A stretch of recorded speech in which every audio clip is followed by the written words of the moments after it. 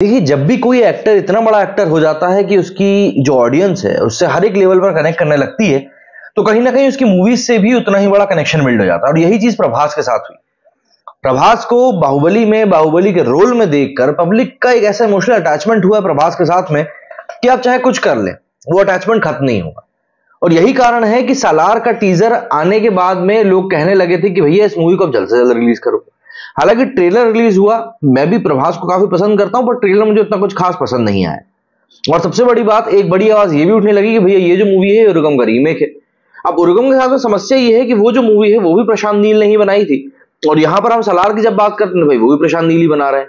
तो कहीं ना कहीं पब्लिक ने एक बड़ा कनेक्शन बिल्ड करना शुरू कर दिया, प्लस काफी सारी चीजों में सिमिलरिटी भी लोगों को दिखी।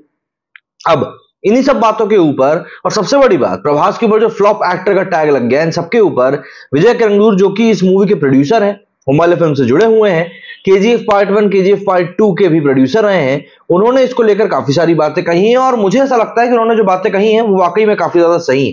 क्योंकि एज एन ऑडियंस, जब मैंने शुरुआत में जो बोला कि जब इतने बड़े एक्टर से पब्लिक जुड़ जाती है तो कहीं ना कहीं उसके बारे में वो चीजें जानने की कोशिश करती है और मानती है कि भाई ये चीजें उसको पता चलनी चाहिए। और यही चीज इस समय यहां पर भी हुई है। मतलब अगर मैं आपको बताऊं तो ऐसा नहीं है कि प्रभास ने कुछ नई चीज डिस्कवर करी, नहीं, बल्कि प्रभास ने सबसे बड़ी चीज डिस्कवर करी थी वो ये थी कि आखिर पैन इंडिया लेवल पर किस तरीके से स्टार बनते हैं।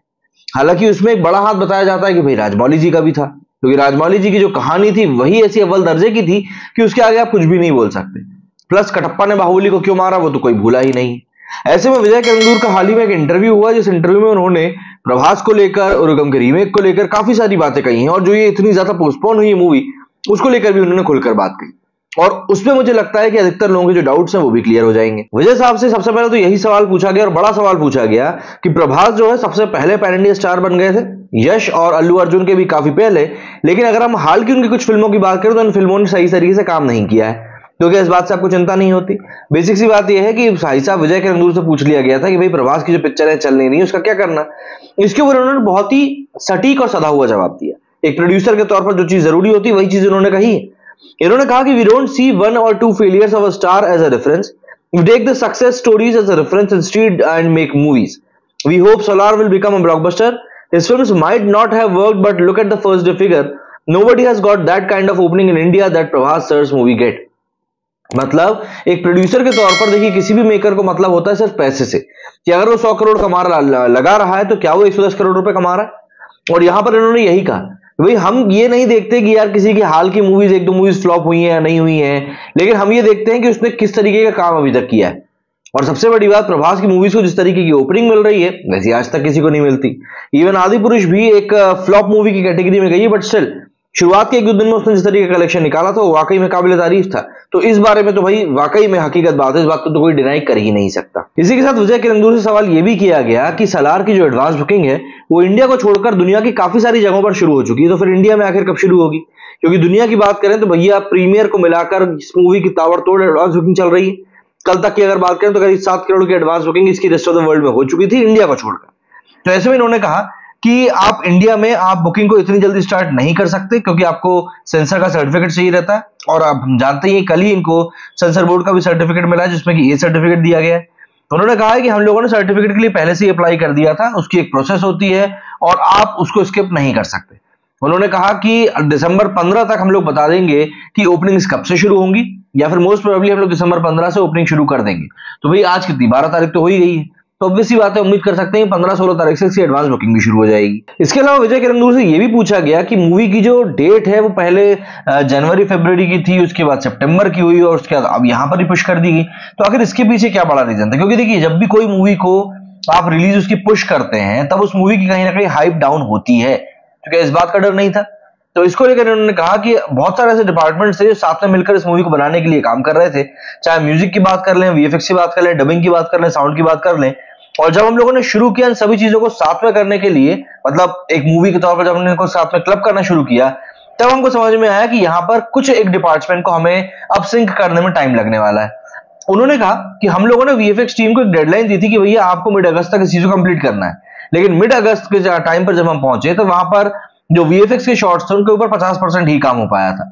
और तब हमको रियलाइज हुआ कि हम लोग इस मूवी को 28 सितंबर को रिलीज नहीं कर सकते। और इसी के साथ इन्होंने यही बताया कि प्रशांत ने हमें बताया कि उसने अभी तक फर्स्ट कट देखा ही नहीं है, तो ऐसे में जब तक फर्स्ट कट खुद डायरेक्टर नहीं देख लेता तब तक आप उसको ओके कैसे कर सकते हैं। ये सब चीजें थी। इसके अलावा उन्होंने कहा कि हमने उसके बाद डेट्स को देखना शुरू किया कि सितंबर 2023 से लेकर मई 2024 तक कौन सी डेट्स हैं, और जो डेट हमको सबसे ज्यादा फेवरेबल लगी और सबसे बड़ा लॉन्ग वीकेंड जब हमको दिखा वो थी 22 दिसंबर की। हम मानते हैं इस दिन एक बॉलीवुड की मूवी भी रिलीज हो रही है, कुछ लैंग्वेजेस में रिलीज हो रही है उसी समय पर, लेकिन हम लोगों ने एनालाइज किया कि क्योंकि एक हॉलिडे का पीरियड है और करीब 10 दिनों का पीरियड हमको यहाँ पर मिलेगा, तो ऐसे में पब्लिक जो है लार्ज नंबर में आएगी और हमें ऐसा लगता है कि दोनों ही मूवीज को इतना बड़ा नुकसान नहीं होगा। तो यहां पर डंकी के साथ क्लैश को लेकर ये एक बात बहुत बड़ी क्लैरिफाई कर दी गई। और सबसे बड़ा बात सवाल था उरुगम को लेकर कि भैया उरुगम का क्या चक्कर है, क्योंकि पब्लिक का कहना है कि क्योंकि प्रशांत नील की उरुगम भी कुछ कुछ ऐसी दिख रही थी, इसीलिए ये मूवी भी उरुगम की ही रीमेक होने वाली। इसको लेकर विजय किरंदूर ने कहा कि प्रशांत नील इस मूवी के क्रिएटर हैं, इसी के साथ साथ उन्होंने उरुगम भी बनाई है। तो यहां पर सबसे बड़ी बात यह है कि उनको पता है कि उन दोनों ही प्रोडक्ट को किस तरीके से अलग अलग तौर पर दिखाना है। तो यहां पर हम लोग ये बात यही कहेंगे कि ये जो रूमर समय चल रहा है कि ये उग्रम का रीमेक है, उसमें कोई सच्चाई नहीं है। अब देखिए, कई बार ऐसा होता है कि मेकर्स पब्लिक को भाप लेते हैं कि पब्लिक को ये चीज पसंद नहीं आ रही है, तब वो कई बार अपनी चीज से डिनाई कर जाते हैं कि नहीं भैया ऐसा तो कुछ है ही नहीं। तो यहां पर तो मूवी को देखने के बाद ही हम कह सकते हैं कि आखिर उग्रम और सलार में कितनी ज्यादा सिमिलरिटीज निकल कर आएंगी। हालांकि एक बात ये सही है कि सलार को एक बहुत बड़े लेवल में बनाया जा रहा है, प्लस 2 पार्ट से बनाया जा रहा है, तो यहां पर यह कहना कहीं ना कहीं गलत होगा कि यार ये दोनों ही मूवी सेम, क्योंकि अगर ऐसा होता है तो यार ये चीज थोड़ी सी तो ऑडियंस के लिए भी नाखुश करने वाली हो जाएगी।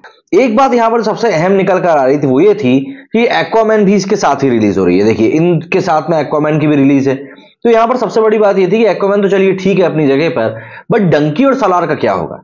क्या होता है जब इतनी बड़ी बड़ी मूवीज रिलीज होती हैं तो स्क्रीन शेयरिंग को लेकर काफी ज्यादा हल्ला मचता है, और यहां पर भी वही हल्ला मच रहा था। और क्योंकि प्रभास की फैन फॉलोइंग नॉर्थ में बहुत अच्छी है, तो ऐसे में प्रभास को उतनी क्या स्क्रीन मिल पाएगी, ये एक बड़ा सवाल भी था।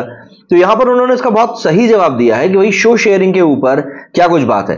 उन्होंने कहा कि हम लोगों के बीच में इस तरह की कोई घटिया हरकत नहीं है या कोई ऐसी सिचुएशन नहीं है कि जिसको हम बहुत खराब कहें। उन्होंने कहा कि हमारी डिस्ट्रीब्यूटर्स के साथ में, एग्जीबिटर्स के साथ में ऑलरेडी मीटिंग हो चुकी है। उन्होंने कहा कि जब हमारी सोलो रिलीज होती है तो ऑक्यूपेंसी जो रहती है वो जनरली 60 to 70% रहती है। कुछ स्क्रीन्स बिल्कुल बात है कि एक्वामैन को ही जाएंगी, लेकिन उनका कहना है कि सलार और डंकी की अगर हम बात करें तो हमें उम्मीद है कि हमको 50-50 स्क्रीन्स ही मिलेंगी, जो कि सबसे बेस्ट सिनेरियो रहेगा। इसी के साथ उन्होंने कहा कि इस तरह के सिनेरियो में अगर ऑक्यूपेंसी 90 से 100% की अचीव कर ली जाती है तो रिजल्ट हमेशा ही अच्छा आता है। उन्होंने कहा कि इवन अगर हमको कुछ ज्यादा स्क्रीन्स मिल भी गई तो ऑक्यूपेंसी जो है वो भी 60 to 70% पे गिर जाएगी। उन्होंने कहा कि हमारा प्लान बस यही है कि हमको ज्यादा से ज्यादा ऑक्यूपेंसी मिले, फिर भले ही हमको कम स्क्रीन क्यों ना मिल जाए। और इस तरीके से सलार एक सोलो रिलीज होने के बावजूद भी इतना पैसा नहीं कमा पाती।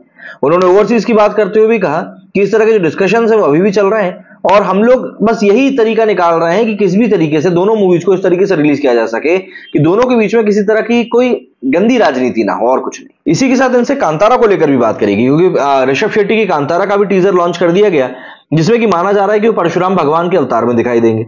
इसको लेकर भी इन्होंने कहा कि हम सब भी उसके लिए काफी ज्यादा एक्साइटेड हैं, और ये एक ऐसा प्रोजेक्ट है जिस प्रोजेक्ट को देखने के लिए ना सिर्फ हम बल्कि पब्लिक भी उतनी ज्यादा क्यूरियस रहती है।